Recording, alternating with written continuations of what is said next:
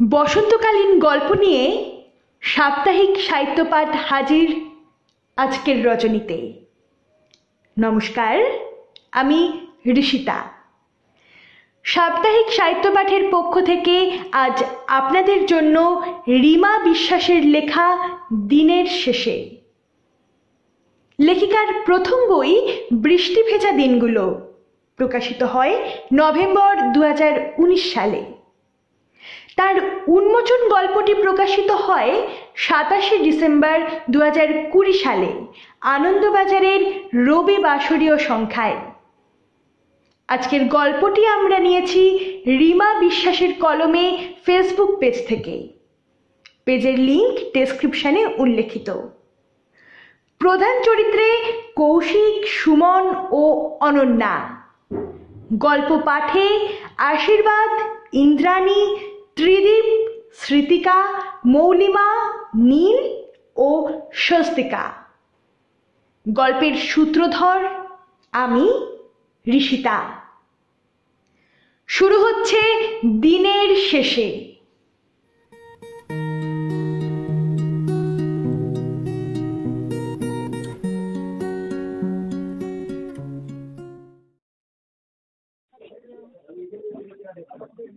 বাজারে থলি সমেত হাতটা কোমরে রেখে কৌশিক চোখ রেখেছে মাছওয়ালার বঁটিতে।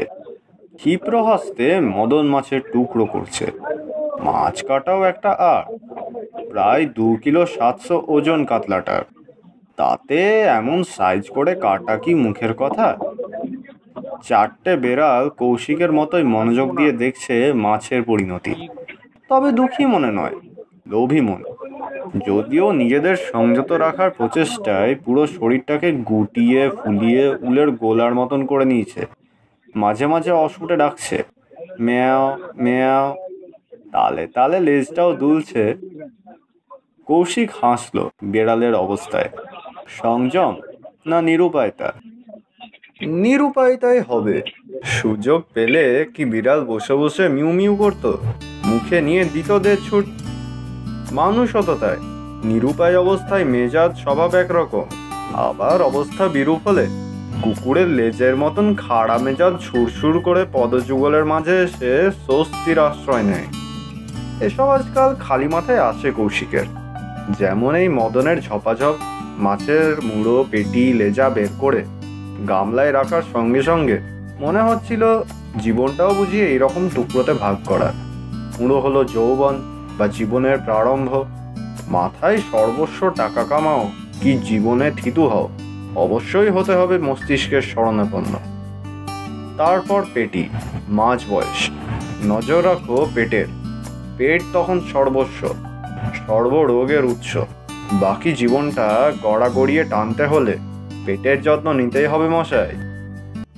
শেষে লেজ মানে বার্ধক্য।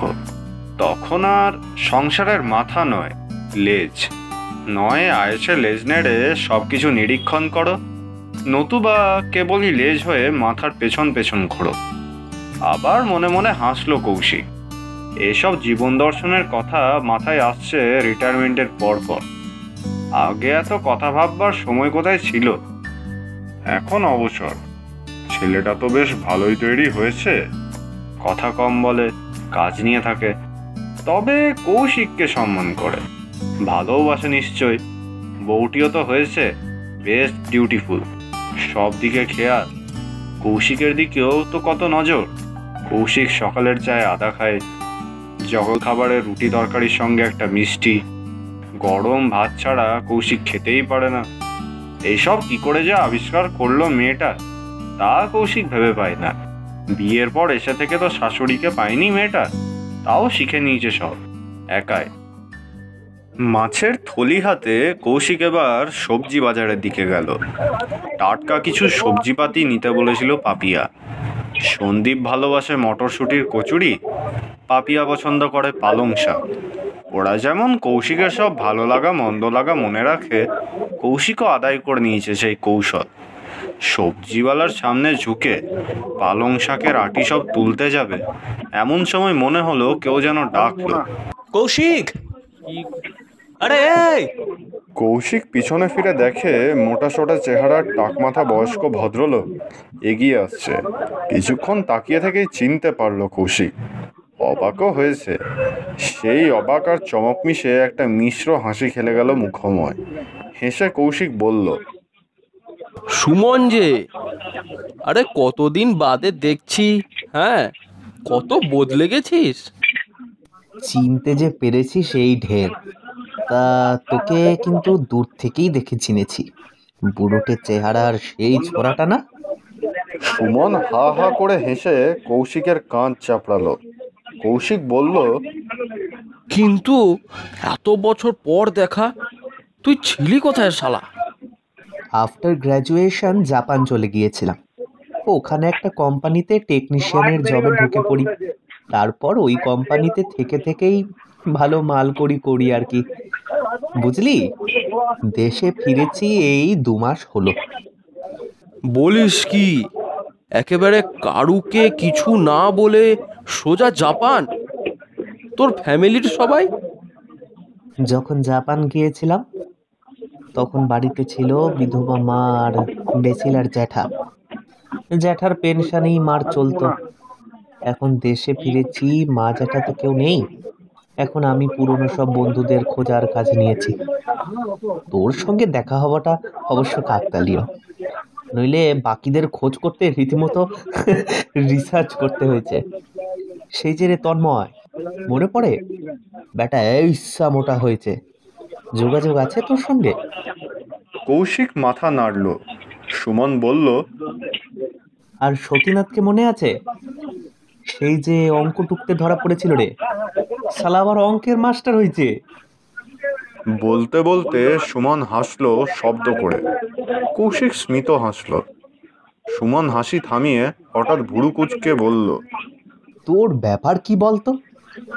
আরে অনন্যার সঙ্গে তোর ব্যাপারটা, যদিও বহু বছর আগেকার কথা, তাও মানে তোরা যেভাবে। কথাগুলো বলে সুমন সামান্য সতর্ক হয়ে গেল। কৌশিক কিছু বলতে পারলো না, তবে অস্বস্তি লাগছে। কিছুটা কিন্তু আমিও জানি কৌশিক। মল্লার আর আমি কিন্তু খুবই ক্লোজ ফ্রেন্ড ছিলাম। সুমন বলে সোজাসুজি তাকালো কৌশিকের দিকে। কৌশিকের মনে হলো কেউ যেন আচমকা শ্বাসনালী চেপে ধরলো। শ্বাস নেওয়ার আপ্রাণ চেষ্টায় ফুসফুস ছটফট করছে, তাতে বিহল হয়ে উঠছে গোটা হৃৎপিণ্ড। কৌশিক কিছু বলার আগে সুমন বলল, দাঁড়িয়ে দাঁড়িয়ে নয়, বসে কথা বলা ভালো। একদিন বাড়িতে আয় না। কৌশিক বলল, যাব। না, তোকে দেখে মনে হচ্ছে তুই বেটা কুড়ে টাইপ, আসবি না। তোর মোবাইল নাম্বারটা বরং দে, ফোন করে কথা বলবো। কৌশিক ফোন নাম্বার দিল। থলি হাতে যখন বেরিয়ে আসছে বাজার থেকে, তখন পেছন থেকে আবার ডাকলো সুমন। কৌশিক! কৌশিক ফিরে তাকালো। সুমন হাসলো। হাসিতে চিকচিকে একটা অদৃশ্য ইঙ্গিতটা ধরতে পারলো না কৌশিক। এখন কেমন যেন শরীরটা করছে, মনে হচ্ছে বসে পড়তে পারলে ভালো হতো। হঠাৎ ক্লান্ত লাগছে, কেমন যেন ঘুম ঘুম পাচ্ছে। সুমন বলল, আমার সঙ্গে অনন্যার যোগাযোগ আছে। গেল বছর রিটায়ার করেছে। ট্রেজারিতে ক্লার্কের চাকরি করত। একা থাকে শিমুলতলার বাড়িতে। বিয়ে করেনি রে।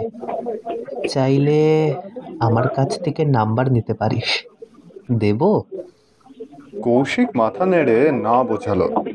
সুমন দুপা এগিয়ে এসে গলা নামিয়ে বলল, I think she knows everything.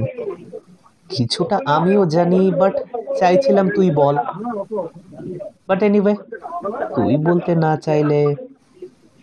আচ্ছা, আজ চলি। একটা জায়গায় ঠিক 10টার মধ্যে পৌঁছতে হবে। একদিন ফোন করব, কেমন? সুমন বেশ জোরে জোরে পা চালিয়ে হাঁটা দিল। সেদিকে চেয়ে রইল কৌশিক। সুমনকে দেখে মনে হচ্ছে ও এখনো ফিট, শরীরে কোনো রোগ ব্যাধি নেই। কিন্তু কৌশিকের শরীরটা খারাপ লাগছে। পায়ে হেঁটে বাড়ি যাওয়াটা কষ্টের হবে। রোজ বাজার করে পায়ে হেঁটেই বাড়ি ফেরে। এক দিন বোঝা বেশি থাকলে রিক্সা নেয়। তবে আজ আর হেঁটে যেতে পারবে না। রিকশায় উঠে বসতে খানিকটা স্বস্তি হলো।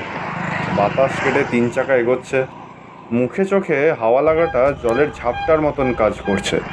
ভালো লাগছে শরীরটা, ফিরে আসছে সতেজতা। সেই সতেজতার সঙ্গে সঙ্গে চোখের সামনে ভাসছে বেগুনি সাদা প্রিন্টেড শাড়ি, সাদা বেল্টের হাই হিল লেডিস স্যান্ডেল, মোটা বেনির গোছা। সিঁড়ি দিয়ে নামছে দুরন্ত গতিতে, খিলখিল হাসিতে মুখ রাঙা হয়ে ফিরে তাকানো। কৌশিকের গায়ে এসে পড়লো বেগুনি আঁচল, সামনের দাঁতটা একটু ভাঙা। এই অনন্যা, কে যেন ডাকলো। কৌশিক সাদা পাঞ্জাবি আর ঢোলা পায়জামায় দাঁড়িয়ে, দু চোখ ধাঁধা লাগার চমক। না, এমন সুন্দর মেয়ে দেখেনি এর আগে।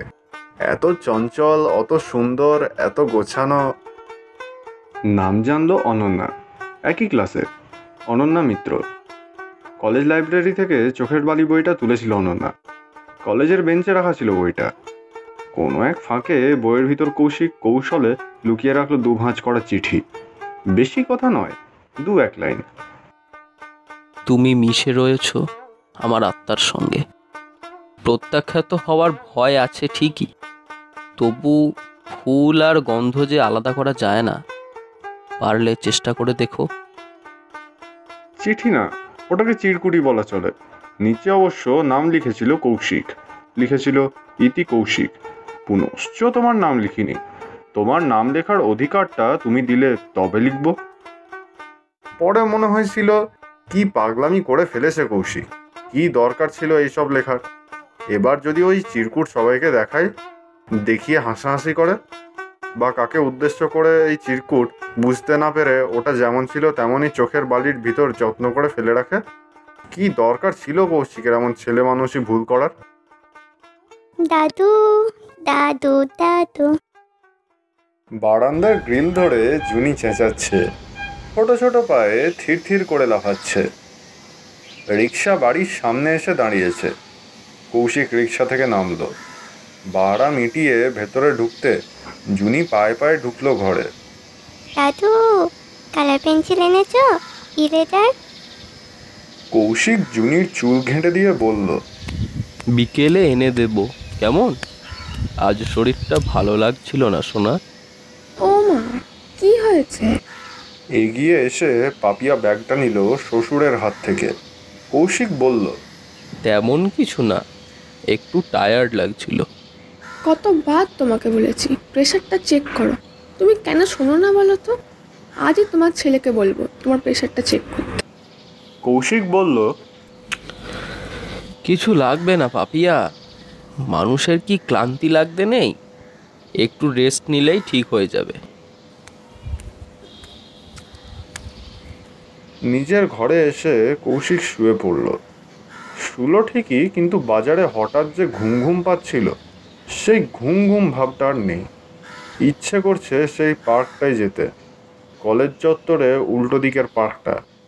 কলেজ তো কৌশিকের বাড়ি থেকে হাঁটা পথ, ওই পার্কও।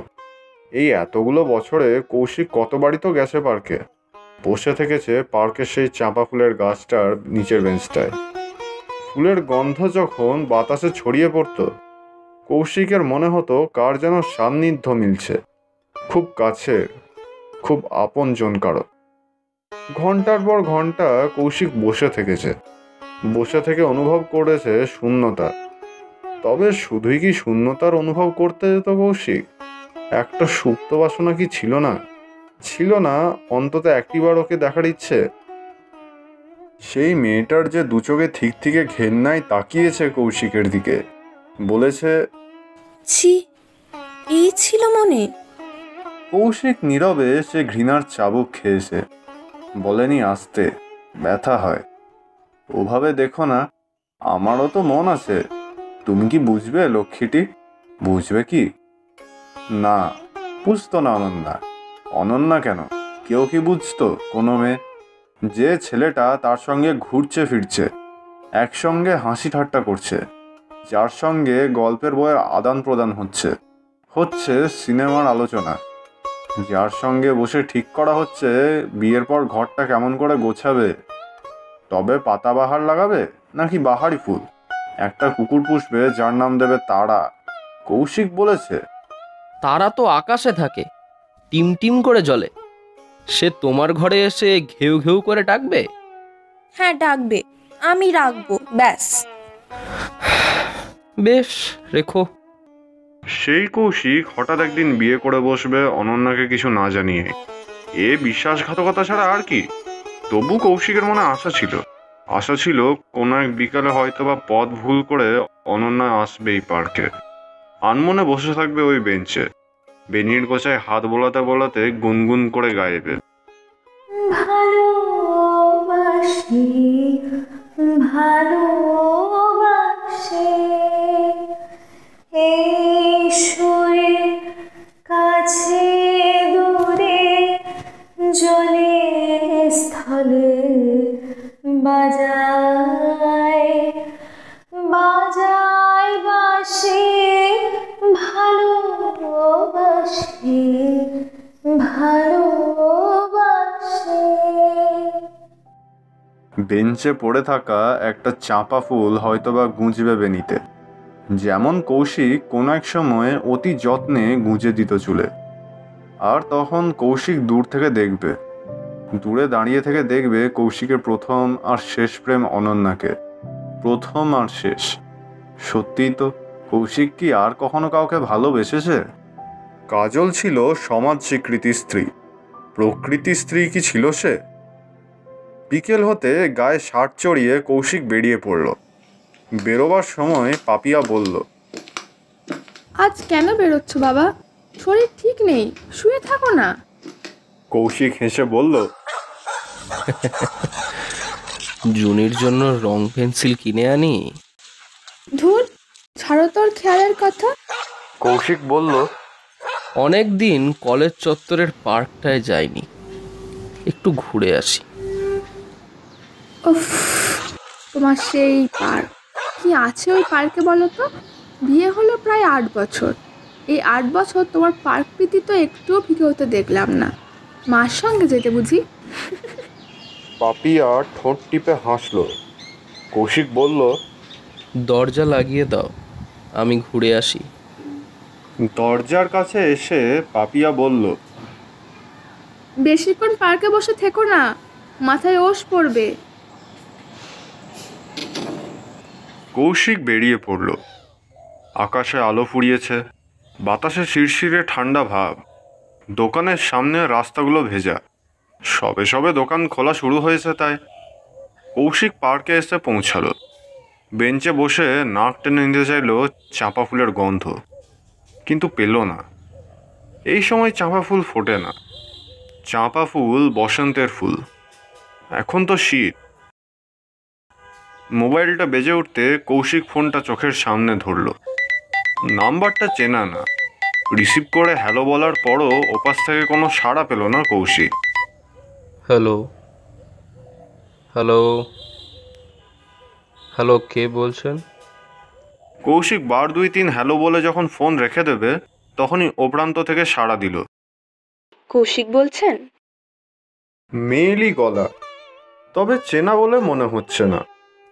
কিন্তু একটা অজ্ঞাত সংকেত যেন বাড়িয়ে তুলছে হার্টবিট। এ গলা কি একেবারে অচেনা? তবে কিসের জন্য প্রাণযন্ত্রের এত দাপাদাপি? কৌশিক বলল, কে বলছেন? চিনতে পারলি না তাহলে? বিস্মিত হয়ে কৌশিক বলল, অনন্যা কি? বাবা, মনে আছে দেখছি। তুমি তুমি এতদিন পরে মানে? কৌশিক কথা হাতড়াচ্ছে। সুমন তোমার নাম্বার দিল। কেমন আছো? তুমি কেমন আছো আগে বলো। ভালো। কিছুক্ষণ চুপ করে থেকে অনন্যা খুব ইতস্ত করে বলল, তোমার তোমার ব্যাপারটা আমি জেনেছি কৌশিক। রানা বলেছিল। রানা? রানা কৌশিকের মামাতো তো ভাই। হ্যাঁ, রানা জানতো পূর্বে ব্যাপারটা। একমাত্র রানা। তা রানার সঙ্গে কবে কথা হয়েছে অনন্যা? কই জানে না তো কৌশিক। একবার পুজোর সময় কৌশিকই মণ্ডপে আলাপ করিয়ে দিয়েছিল রানার সঙ্গে অনন্যা। ওই রানাই তবে বলেছে কৌশিক আর কাজলের ব্যাপারটা? এত বছর পর কৌশিক কি এ নিয়ে কোনো আলোচনা করার পর্যায়ে আছে? কোনো কথা মাথায় এলো না কৌশিকের, তাই চুপ করে রইল। অনন্যা বলল, একদিন দেখা করলে কেমন হয়? কৌশিক হেসে বলল, দেখা করতে বলছো? তা আমি এখন কোথায় বলো তো? কোথায়? সেই পার্কে, ওই চাপা গাছের নিচের বেঞ্চে বসে আছি। সে কি, তুমি এখন আসো নাকি? হুম। আমার আর যাওয়া হয়ে ওঠেনি। আসলে চাকরি যখন করতাম তখন একটা ফ্ল্যাটে ভাড়া করে ওই শিবতলার দিকটায় থাকতাম।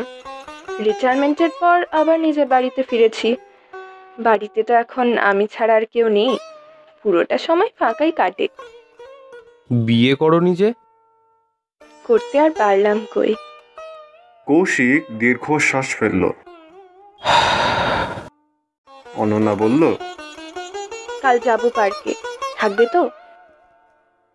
কৌশিক বলল, থাকবো, নিশ্চয়ই থাকবো। না দেখে থাকে কি করে কৌশিক? দূর থেকে যাকে দেখার একটা বাসনা কবে থেকে বুকে পুষে রেখেছে, তাকে দেখবে না? কেমন হয়েছে এখন অনন্যাকে দেখতে? সেই সরু কোমর নিশ্চয়ই আর নেই, মেদ চেপেছে নিশ্চয়ই ছকে ফেলা কাঠামোয়। এখন নিশ্চয় রূপলি ঝিলিক খেলোয় বেনির গোছায়। ভাঙা দাঁতটা এখনো কি আগের মতো দুষ্টু হাসি হাসে? কত যে ভাবনা এসে সব ভাবনা এলোমেলো করে দিল। কৌশিক বাড়ি ফেরার পথে আবার জুনি রং পেন্সিল কিনতে ভুলে গেল। রাতে ঘুমের মধ্যে মনে পড়ছিল ছেঁড়া ছেঁড়া কিছু ছবি। কৌশিক ছুটছে, লম্বা প্যাসেজের দিয়ে ছুটছে, পায়ে কোলাপুরি চটি। বড় বড় পা ফেলে ছুটতে ছুটতে ঢুকলো জেনারেল ওয়ার্ডে। হসপিটাল বেডে মল্লার হাত বাড়িয়ে ডাকছে। কৌশিক কাছে যেতে ফ্যাস ফ্যাস গলায় বলল, কাজল, কাজল প্রেগনেন্ট, হেল্প হার কৌশিক, আমি তোকে ছাড়া কাউকে বিশ্বাস করি না। কাজল বড় ভালো মেয়ে। হঠাৎ ঘুম ভেঙে গেল কৌশিকের। ধড়ফড় করে উঠে বসছে। মাথার কাছে টেবিলে রাখা জগ থেকে জল ঢেলে খেলো। গরমও লাগছে। গায়ের কম্বলটা সরিয়ে কৌশিক জানলার কাছে গিয়ে দাঁড়ালো। অন্ধকার আকাশ, দূরে তারারা মিটমিট করে চেয়ে রয়েছে। কত রাত কৌশিক আর কাজল ওই তারাদের দিকে চেয়ে শুধুই নিজেদের স্বপ্ন বলে গেছে। কাজল বড় ভালো মেয়ে ছিল, মল্লার ঠিক কথাই বলেছিল। একটু আগে স্বপ্নটাই তো ছিল কৌশিকের জীবনের ঘুরে যাওয়া মোড়। রোড অ্যাক্সিডেন্টে মল্লারের ইন্টারনাল ব্রেন হ্যামারেজ হয়ে মৃত্যু হয়। সেই দিন রাতে যেদিন মল্লার কৌশিকের হাত ধরে বলেছিল, কাজল, কাজল প্রেগনেন্ট। কাজল ছিল মল্লারের প্রেমিকা। বিয়ের আগে অন্তঃসত্ত্বা মেয়ে যাতে কোনো রকম সমস্যায় না পড়ে, তার জন্য মল্লারের কাতর আবেদন ছিল কৌশিকের কাছে। কৌশিক তা রেখেছিল। মরণাপন্ন বন্ধুর শেষ ইচ্ছে রেখেছিল, নিজের ইচ্ছেকে মেরে। অনন্যাকে এর কিছুই বলেনি কৌশিক, পাছে ব্যাপারটা জানাজানি হয়ে যায়। যদি জানাজানি হয়ে যায় তবে কি মল্লারকে দেওয়া কথার কোনো মানে থাকে? বিয়ের রাতে কাজল বলেছিল, আমার সন্তান এসে গেলে তুমি মুক্ত। আমি মল্লারকে এখনো ভালোবাসি, সে জায়গায় কাউকে বসাতে পারবো না। কৌশিক বলেছে, মুক্তি চাই না কাজল, আমি মল্লারকে কথা দিয়েছি। তোমার সন্তান শুধু আমার নাম নয়, আমার স্নেহও পাবে। তবে আমরা চিরজীবন থাকবো শুধু বন্ধু হয়ে, কারণ আমিও অনন্যাকে ছাড়া কাউকে ভাবতে পারবো না। এই অঙ্গীকার আবদ্ধ দুই নরনারী একই ছাদের তলায় কাটিয়ে দিল 25টা বছর। স্বামী স্ত্রী নয়, দুই বন্ধু, যারা সব কথা ভাগ করে নিয়েছে। ভাগ করেছে জীবনের সমস্যা, যত্ন নিয়েছে একে অপরের। কাজল খুঁটিনাটি সব কিছুর খেয়াল রাখত কৌশিকের। কৌশিক পালন করে যেত কাজলের সব দায়িত্ব। অথচ এমন কিন্তু নয় যে মাঝের 25টা বছর কৌশিক শুধু অনন্যার কথা ভেবেছে। কোথায় অনন্যা? তখন রোজগারের চিন্তা, সন্দীপের পড়াশোনার খরচ, ওর ভবিষ্যৎ, কাজলের অসুস্থতা। মাঝে ছিল না শুধু শরীরই আদান প্রদান, এ ছিল শুধু খাঁটি বন্ধুত্ব, যে বন্ধুত্বের মাঝে কেউ কোনোদিন ছল করেনি। তবে ছল হয়তো করেছিল নিয়তি। সেই নিয়তি কি আবার বাঁধতে চাইছে দুজনকে? বেলা করে ঘুম ভাঙল কৌশিকের। রাতে ঘুম হয়নি ভালো। আজ সকালটা যেন অনেকদিন পর, একটা চেনা সকালের মতো, একটা আনচান মৃদু উত্তেজনা। এ যেন নতুন করে প্রেমে পড়া। সেই বেগুনি শাড়ি, সাদা বেল্টের হাই হিল স্যান্ডেল আর লম্বা বেনির গোছা। আজ কি কৌশিক সঙ্গে নিয়ে বেরোবে চোখের বালি এতদিন পর? এতগুলো ঋতু পেরিয়ে কি না আবার ফিরে যাওয়া প্রেমের ঋতুতে? মনের ভিতর দাবিয়ে রাখা পাশাপাশি বসার তীব্র উত্তেজনাকে কৌশিকের মনে হচ্ছে কৌশিক যেন গুনতে পারছে প্রতি হৃদস্পন্দন। এখন সূর্য পাড়ি দিয়েছে পশ্চিম আকাশে। কৌশিক এসে পৌঁছেছে পার্কে। বেঞ্চে বসে কৌশিক যেন হিসেব করছে প্রতি পল অনুপলের। পার্কের ধার বরাবর লালচে সোনালি রোদটা ধীরে ধীরে ওর পসরা গুটিয়ে বিদায় নিল। বিকেল ফুরতে আকাশ বিছিয়ে দিল সন্ধ্যার আঁচল। পাখির কাকলিও থেমে গেল এক সময়, জ্বলে গেল বিজলি বাতি। কিন্তু কই অনন্যা যে এলো না এখনো? তবে কি ভুলে গেল, নাকি ভুল বুঝে বসে আছে কৌশিক? আজ কি আসার কথাই হয়নি? তবে সত্যি বুড়ো হয়েছে কৌশিক, নাহলে এমন ভুল ভ্রান্তি হয় নাকি? কিছুক্ষণ একইভাবে বসে থাকার পর কৌশিকের মনে হলো এও তো হতে পারে অনন্যা কথার কথা বলেছিল পার্কে আসবে বলে, আর কৌশিক কিনা সত্যি ভেবে বসে আছে। অবশ্য একটা ফোন করা যেতেই পারে, নিশ্চয়ই সেটা বুড়ো বয়সের হ্যাংলামি মনে হবে না। কৌশিক মোবাইলের স্ক্রিন লক খুলতেই ফোন বেজে উঠল। সুমনের ফোন। যার আশা করেছিল তার নয়। চাপা হেসে কৌশিক ফোন ধরল। মনে হলো বয়স বাড়লেও কৌশিক এখনো পড়ে রয়েছে কলেজে। হাসি হাসি গলায় ফোন ধরল কৌশিক। সুমন, বল। ফোনের ওপাশ থেকে সুমনের গলাটা গম্ভীর শোনালো। সুমন বলল, খবর কি পেয়েছিস? কপালে ভাঁজ পড়ল কৌশিকের। বলল, কি খবর বলতো? ও পাসনি? তবে আজ সকালে অনন্যা ওর বাড়িতেই, হঠাৎ স্ট্রোক। হসপিটালে নিয়ে যাওয়ার সময় পর্যন্ত দেয়নি। ভাবলাম তোকে জানাই। কৌশিক স্তব্ধ হয়ে গেল। হাতটা নেমে গেছে মোবাইলটা কোলে। ফোন ডিসকানেক্ট হয়নি, তাই হ্যালো হ্যালো ধ্বনি ছিটকে বেরোচ্ছে যন্ত্রটা থেকে। কিন্তু সেদিকে খেয়াল নেই কৌশিকের। কৌশিকের কোনো বোধই কাজ করছে না। ঝিমঝিম করছে মাথাটা। চোখ বন্ধ করে কৌশিক এখন চেষ্টা করছে অনন্যার মুখটা মনে করার। বহুদিন আগের একটা অস্পষ্ট অবয়ব। কি করবে এখন কৌশিক? দূরে দাঁড়িয়ে অনন্যাকে দেখার বাসনাটাও তো দমবন্ধ হয়ে পড়ে রইল। অনন্যা ফাঁকি দিয়ে গেল কৌশিককে, বা হয়তো বদলা নিল কৌশিকের ফাঁকির। কৌশিক ধীরে শরীরটাকে টেনে তুলল বেঞ্চ থেকে। কালো আকাশের বুকে চাঁদটা যেন ছল ছল করছে। বাতাসে উঠছে বিষাদের গন্ধ। কিছুটা এগিয়ে কৌশিক ফিরে তাকালো বেঞ্চে। কেউ কি বসে আছে? বেগুনি শাড়ি, বেনির গোছা কাঁধ বেয়ে নেমেছে কোলে, চুলের ফাঁকে গুঁজে চাপা ফুল। এই শীতে ফোটে চাপা ফুল?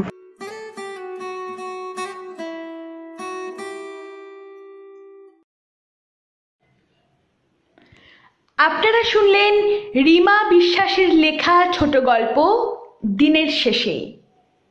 গল্প পাঠে আশীর্বাদ, সুমনের ভূমিকায় ত্রিদীপ, অনন্যার ভূমিকায় ইন্দ্রাণী, পাপিয়ার ভূমিকায় মৌলিমা, কাজলের ভূমিকায় স্মৃতিকা, জুনির ভূমিকায় স্বস্তিকা এবং গায়িকার ভূমিকায় সৌমিলি। কৌশিক মল্লার ও সমগ্র পর্ব পরিচালনায় নীল। আজকের উপস্থাপনার সারাংশ বর্ণনায় আমি ঋষিতা।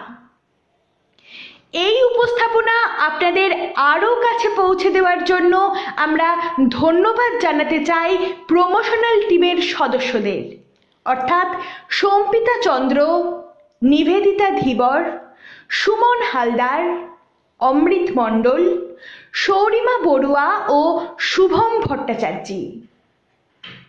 কোনো লেখকের গল্প বা আপনার নিজের লেখা গল্পের শ্রুতিনাট্যের জন্য আমাদের ইমেল করতে পারেন সাপ্তাহিক সাহিত্যপাঠ@gmail.com। ডেসক্রিপশানে মেল আইডির উল্লেখ করা হয়েছে। আমাদের গল্প পাঠ ভালো লেগে থাকলে অবশ্যই লাইক ও শেয়ার করবেন। আপনার বক্তব্য জানাতে কমেন্ট করতে পারেন। নতুন শ্রোতা বন্ধুরা অবশ্যই সাবস্ক্রাইব করবেন নতুন গল্পের নোটিফিকেশন সবচেয়ে আগে পেতে। ভালো থাকবেন, সুস্থ থাকবেন এবং অবশ্যই শুনবেন সাপ্তাহিক সাহিত্যপাঠ।